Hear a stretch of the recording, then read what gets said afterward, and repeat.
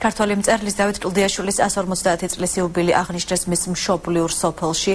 ზემო სიმონეთში საზეიმო პროგრამის ფარგლებში კლდიაშვილის სახლ-მუზეუმის ეზოში კულტურული ღონისძიებები გაიმართა, რომელშიც მონაწილეობა ბევრ სტუმართან ერთად საქართველოს კულტურისა და ძეგლთა დაცვის მინისტრმა ნიკოლოზ როროამაც მიიღო. სიმონეთში დავით კლდიაშვილის იუბილე ადგილობრივ მოსახლეობასთან ერთად სხვადასხვა ქალაქებიდან ჩამოსულმა სტუმრებმაც იზეიმეს.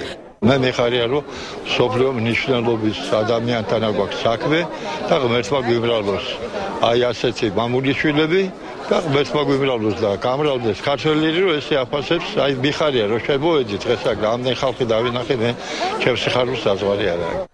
ღონისძიებები სახლ-მუზეუმის ეზოში დავით კლდიაშვილის ცხოვრებისა და შემოქმედების ამსახველი ფოტოგამოფენით დაიწყო. ასევე გაიმართა ქართულ მწერალთა და დრამატურგთა წიგნების, ქართულ ხალხური რეწვის ნიმუშების და ადგილობრივი პროდუქტების გამოფენა გაყიდვა.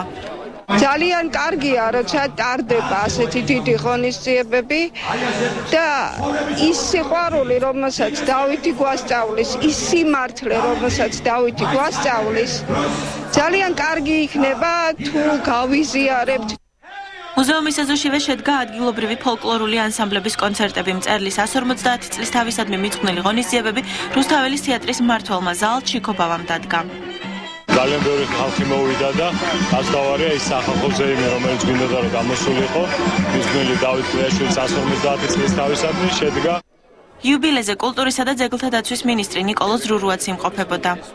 ჯერ კიდევ აღმოსაჩენია დავით კლდიაშვილის შემოქმედება და ეს ის მარგალიტია, რომელიც აუცილებლად გაამდიდრებს მსოფლიო ლიტერატურას. ღონისძიებები სპექტაკლით აზნაურები დასრულდა, რომელიც დარისპანის გასაჭირის მიხედვით ცხინვალის თეატრის მსახიობებმა ითამაშეს.